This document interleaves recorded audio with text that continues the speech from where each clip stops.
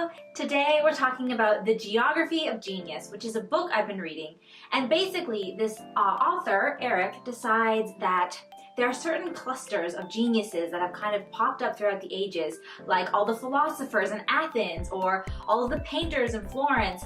And basically he decides that he wants to go to these different places and try to figure out what is it that makes a genius a genius. And so he kind of wants to study the culture and the place and the people and see if he can figure out what it is that kind of, spawned all these geniuses. I just want to point out that this book would be my dream job to write. I mean, it wouldn't even have to be a job. I would love to do it just for vacation. The idea of like having a question and a quest and going from country to country to try to find answers and clues. It sounds like so much fun. Anyways, so this book was just a joy to read. I didn't necessarily agree with all of his points, but I thought it was entertaining. And I've picked out kind of 5 points that I noticed throughout the book that I thought would be interesting to share with you guys. I really thought these points were interesting, and let me know if you agree. Do these sort of things make somebody a genius? So what are the 5 ways to spark your inner genius? First of all, diversity. And historically and logically speaking, it just makes sense that a place with a lot of really rich new cultures and ideas would have a lot more creativity and would be interested in trying new things. Athens was a city port that had a lot of new people and ideas coming in. Athenians loved foreigners. They also liked taking foreigners' ideas and kind of claiming them for their own. And this can be seen with a lot of geniuses throughout history. They had a lot of ideas coming in from a lot of different sources, and they were able to kind of take it as their own and kind of expand on that. So Hangzhou, I'm pretty sure I did not say that right, but this Hangzhou is a city in China where a similar situation where it's a seaport, a lot of foreign trade coming in, and a lot of foreign new ideas and a lot of creativity. We see a lot of paintings and poets and inventions, which are quite incredible. Even if we look at Silicon Valley, which is kind of like the genius hub of our time, we see a lot of diversity, new ideas, new people kind of coming in. So I thought that was a good point actually. Having a lot of diversity can kind of spark creativity, and it's kind of a key element if someone wants to be a genius. So I was thinking, what are some practical ways to add a little diversity into our lives? First of all, I mean, traveling is one of my favorite ways, right? You get to travel, you get just to immerse yourself in a new culture, new ways, new ideas. It can spark massive amounts of creativity. But another really practical way, which is probably even more important, is reading. Because through reading, you're able to expose your mind to great minds that would be otherwise completely inaccessible. And you can not only travel through space, but also travel through time and get all kinds of new ideas. So I think reading, incorporating more of that into your life is so crucial for kind of sparking that genius within you. Number 2 is failure.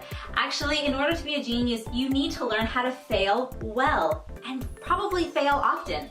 We all know about Edison and the light bulb, how many times he learned how not to make a light bulb. Geniuses fail more than normal people, but they never fail the same way twice. Geniuses are able to learn from their mistakes and move forward with them. They're not bogged down by those failures. I loved the story in this book about Filippo Brunelleschi, who couldn't quite win this contest for these baptistry doors. He was super irritated, went off in a huff, and ended up making the Duomo for Florence, which is super famous and has since inspired architects for ages. So there's this idea that if you're going to be a genius, you're going to have to be willing to fail more, but you're going to learn from those mistakes. So I think a practical step towards this is just putting yourself in a situation where maybe you're not sure if you can do something, or maybe there's something that's naturally hard, but just kind of doing it anyways and then getting better at that.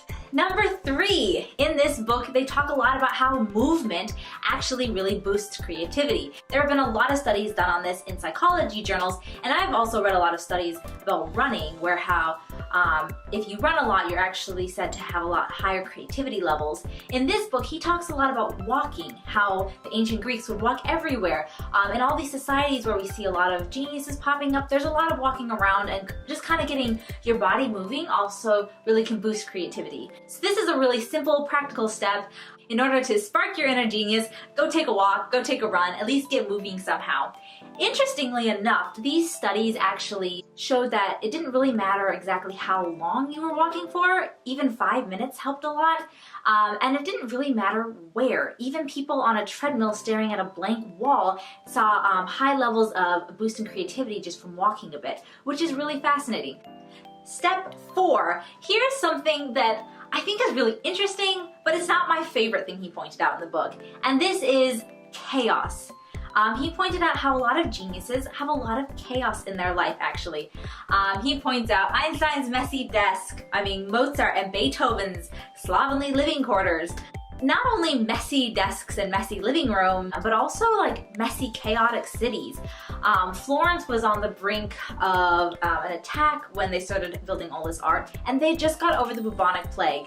So this is a time when society was on really shaky grounds. There was a lot of uncertainty, and a lot of art came out of this time. And he argued in the book that this is perhaps because there are a lot of, variables, and they're just able to see more things, kind of connect the dots in new ways because there's not those social restraints on them, and because maybe they're risk takers because things are a little crazy anyways. And I also think that perhaps so much chaos around them made these geniuses want to kind of find the order more in their life, and they had to think of more creative ways to do that. Whatever the case may be, it is an interesting thing to think about. It's kind of like failure, where it's something that in our society is maybe not as valued, but definitely something that we can take that is a bit of a struggle and kind of think of it creatively. So it's a negative in our life that we can actually kind of try to make into more of a positive, taking those chaotic, struggling sides of our life and trying to really bring something beautiful and creative and good out of it, like Einstein and Beethoven and Mozart and the Athenians all did. And number 5, be a Renaissance woman or man. And this just means have a lot of interests and talents. I think we've all heard this idea of the Renaissance man who tries everything.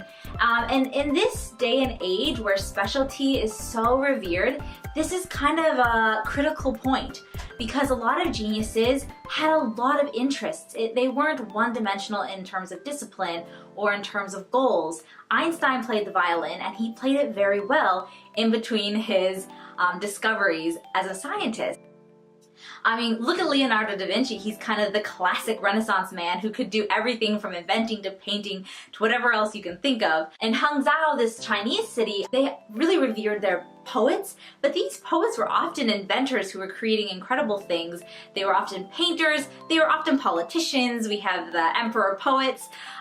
So they had a lot of interests. It wasn't so categorized like it is today. In this book, he really points out how the university systems and corporate offices now can kind of be killing that Renaissance man. I think that there's something really beautiful to having a lot of interests and hobbies, and it kind of expands our brains and brings more creativity into our life. I do think that this is a really good goal, really to give yourself the freedom to pursue interests outside of your discipline or outside of your normal hobbies, and to kind of expand your horizons this way is such a beautiful thing to do, and something that is not as honored in a society nowadays. So those are the 5 main points that I wanted to just bring up today. Add a little walking, add a little diversity, never fear failure or chaos, and try something new. Expand your horizons and become a Renaissance man or a Renaissance woman. In the book, there's actually a lot more that he talks about, and he talks a lot about each place that he visits. So if you want to read the book yourself, check out the link below. Otherwise, I just wanted to bring up one really important bonus point, and it's kind of back to that idea of what a society honors, and that is a quote from Plato. And he said, "What is honored in a country will be cultivated there." This line really hit home for me. If Athenians didn't love knowledge the way they did, we would not be hearing about the great philosophers that shaped our Western civilization.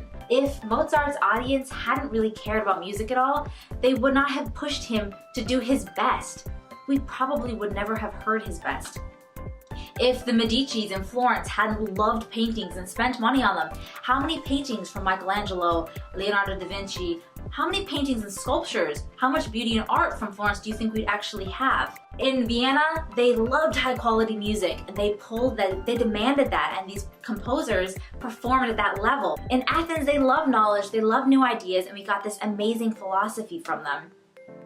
In China, they honored their poets and they got amazing poetry, but not only that, they got inventors, painters. And in America, we honor technology. We love our cell phones, we love our computers, and we got Silicon Valley. Basically what I'm saying, what we like in life is not just personal taste. It shapes the geniuses of our time. So we have kind of a huge responsibility to think about what is it that we really cherish as a society, as a country? What are we inspiring or stifling in others? Now, I know that, one person's likes is not going to change a nation right away. But the thing is we can influence the people around us. We can influence the culture of our community and the culture of our family. So it's something to think about. What do we like? What do we honor? And what kind of genius do we bring out in others? Thank you so much for watching. If you enjoyed these 5 possible tips, please like, subscribe, and let me know in the comments, what do you think of these things? And what other ways do you think we can bring out genius in ourselves? I'll definitely be doing more book reviews like this and talking more about culture and beauty. It's something I'm really passionate about. So please subscribe if you haven't already. Hit the like button, and I'll see you next time. Bye-bye.